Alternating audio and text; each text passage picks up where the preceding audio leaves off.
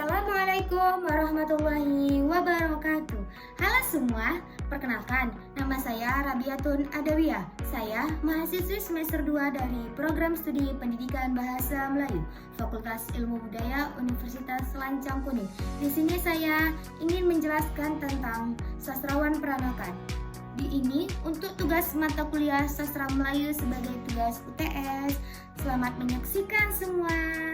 Oke, kita lanjut kepada tokoh sastrawan peranakan, yaitu adalah Tan Malaka.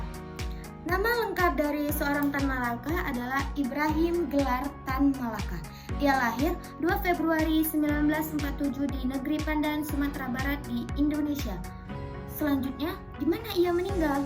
Ia meninggal 21 Februari 1947 di Madiun, Jawa Timur, Indonesia. Lalu, bagaimana sih latar belakang seorang Tan Malaka? Latar belakang seorang Tan Malaka, ia lahir di keluarga Minangkabau. Ia dikenal sebagai seorang intelektual dan aktivis yang berperan besar dalam pergerakan kemerdekaan Indonesia, baik melalui tulisan maupun aksi. Kemudian, peran dalam gerakan sosialisme seorang Tan Malaka. Selain berjuang untuk kemerdekaan Indonesia, Tan Malaka juga dikenal sebagai sosok yang mendukung ide-ide sosialisme dan perjuangan kelas pekerja.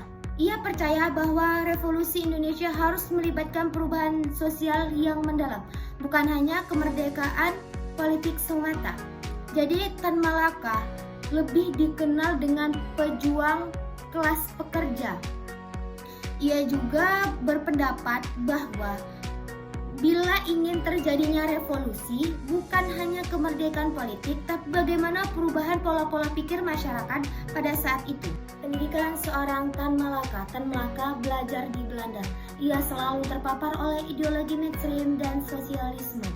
Kemudian, apa perjuangan kemerdekaan seorang Tan Malaka?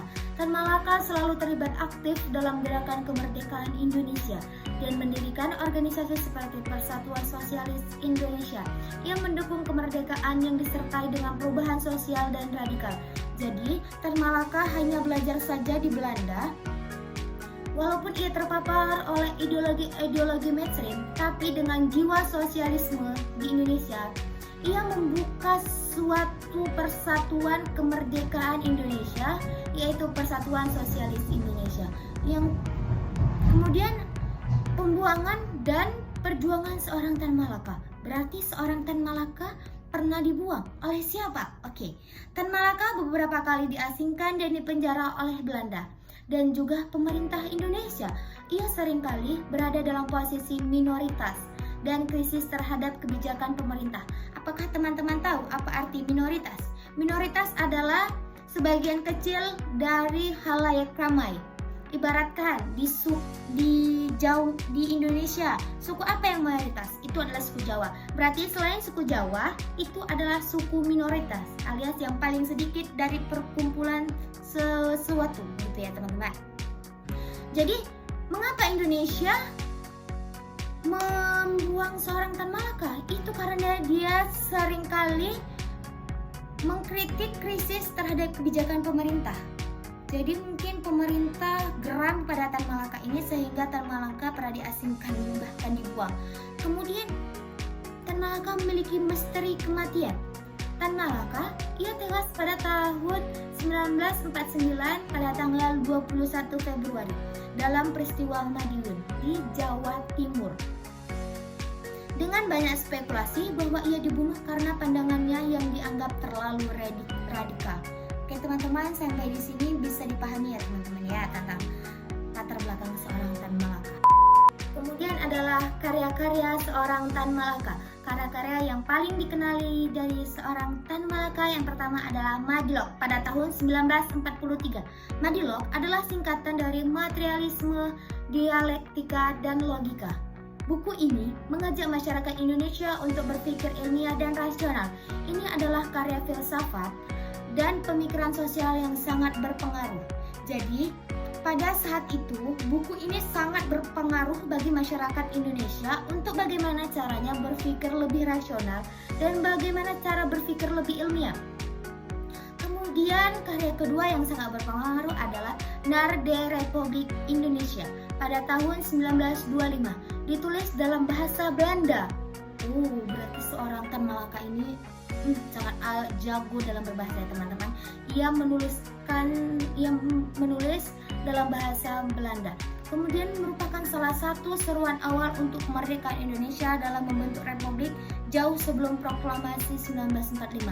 Jadi tulisan yang berjudul Ner der Republik Indonesia ini jauh ditulis sebelum adanya proklamasi untuk seruan awal bagaimana proklamasi ini bisa terjadi. Berarti seorang Tan Malaka ini sangat-sangat berpengaruh bagi kemerdekaan Indonesia pada saat itu ya teman-teman. Karya ketiga yang sangat dikenali dari Tan Malaka adalah Semua Untuk Rakyat. Tulisan ini yang menekan dengan perjuangan Tan Malaka demi rakyat miskin dan tertindas. Yang keempat ada karya Gorpolek atau Gerilya Politik Ekonomi. Buku ini membahas tentang strategi perjuangan kemerdekaan melalui gerilya, pentingnya kekuatan politik rakyat dan pengolahan. Yang kelima, Dari Penjara ke Penjara. Autobiografi Tan Malaka yang menceritakan perjalanan hidupnya, perjuangan politik, dan pengalamannya di penjara serta diasingkan di berbagai negara. Jadi, mayoritas tulisan Tan Malaka adalah menceritakan rakyat biasa, bagaimana rakyat tertindas, bagaimana seorang Tan Malaka ingin mengubah pemikiran rakyat untuk berpikir secara rasional, bagaimana seorang Tan Malaka ingin memperjuangkan kemerdekaan, ingin memperjuangkan hak masyarakat pada saat jauh sebelum kemerdekaan Indonesia terjadi. Jadi oleh karena itu mungkin Tan Malaka sering diasingkan di berbagai negara, bahkan negara sendiri mengasingkan dirinya karena sikap dia yang terlalu radikal terhadap mengkritik pemerintahan pada saat itu. Oke, kita lanjut ke mengapa ia dipenjara. Dari karya-karya Tan Malaka sebenarnya baik untuk kemerdekaan Indonesia. Jadi, mengapa ia bisa dipenjara? Alasan pertama adalah ia melawan penjajahan Belanda. Ia menyebarkan ide kemerdekaan dan sosialisme yang dianggap berbahaya oleh pemerintah kolonial. Jadi pada saat itu lumrah bagi seorang Tan Malaka ataupun tokoh lain jika menyebarkan ide, maka orang kolonial menganggap itu ancaman. Jadi itu sangat lumrah ya teman-teman, dipenjara atau diasingkan pada saat itu. Alasan kedua adalah punya pandangan politik yang keras. Jadi punya pandangan politik yang keras pada saat itu bisa dipenjara atau diasingkan. Ia sering berbeda pendapat dengan tokoh lain, termasuk Soekarno-Hatta. Jadi, faktanya bahwa Tan Malaka ini memiliki pandangan politik yang keras dan pernah berbeda pendapat oleh Soekarno-Hatta, bahkan sampai ia dipenjara atau dia diasingkan ya teman-teman. Yang kemudian adalah yang ketiga, dianggap ancaman oleh pemerintah sendiri. Setelah Indonesia merdeka, ia tetap bergerak sendiri dan mendirikan partai sehingga dicurigai dan akhirnya ditangkap. Oke, sampai di sini teman-teman paham ya bagaimana kondisi Tan Malaka pada saat itu. Macam tak betul je budak ni. Teman-teman, kita akan menyimpulkan dari pembahasan yang panjang lebar tadi tentang seorang Tan Malaka. Kita menyimpulkan Tan Malaka terlebih dahulu ya teman-teman sebelum karyanya. Tan Malaka adalah seorang pejuang kemerdekaan dan pemikir besar yang berani berbeda pandangan. Bahkan dengan tokoh besar seperti Soekarno dan Hatta. Ia rela dipenjara, dibuang ke berbagai negara dan hidup dalam pelarian demi memperjuangkan kemerdekaan dan keadilan bagi rakyat Indonesia. Tan Malaka sudah memikirkan bentuk Republik Indonesia jauh sebelum kemerdekaan terjadi. Hidupnya penuh dengan perjuangan, misteri, dan pengorbanan. Hingga kini, ia dikenal sebagai simbol keberanian, kecerdasan, dan ketangguhan dalam perjuangan kebenaran. Jadi, Tan Malaka ini adalah sastrawan peranakan yang sebenarnya adalah seorang pejuang kemerdekaan, pahlawan. Kok bisa dibilang ia sebagai sastrawan tuh hanya untuk berjuang bagaimana negara ini bisa merdeka, bagaimana negara ini bisa mempunyai jauh lebih baik, bagaimana bisa bebas dari bangsa kolonial, dan bagaimana masyarakat Indonesia bisa lebih maju, bagaimana masyarakat Indonesia bisa berpikir lebih rasional, bagaimana masyarakat Indonesia juga bisa melawan pemerintahan, bisa lebih rasional, bisa lebih ilmiah.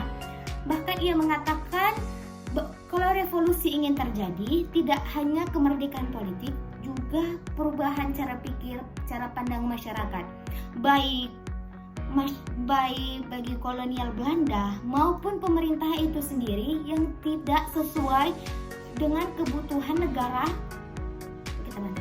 Kemudian kita menyimpulkan karya Tan Malaka. Tan Malaka bertujuan untuk membebaskan rakyat, bukan hanya secara politik, juga dalam cara berpikir. Ia ingin bangsa Indonesia berpikir logis, ilmiah, dan kritis lewat tulisannya, terutama Madilog. Ya, seperti yang saya katakan tadi, bahwa Tan Malaka dan karyanya ini sebenarnya dia ingin mengubah cara pandang masyarakat agar masyarakat lebih bisa berpikir secara logis, ilmiah, kritis lewat tulisan-tulisan yang saya katakan sebelumnya tadi ya teman-teman. Penjelasan saya tentang seorang sastrawan peranakan Tan Malaka. Kurang dan lebihnya saya memohon maaf, kepada Allah saya memohon ampun. Saya akhiri. Assalamualaikum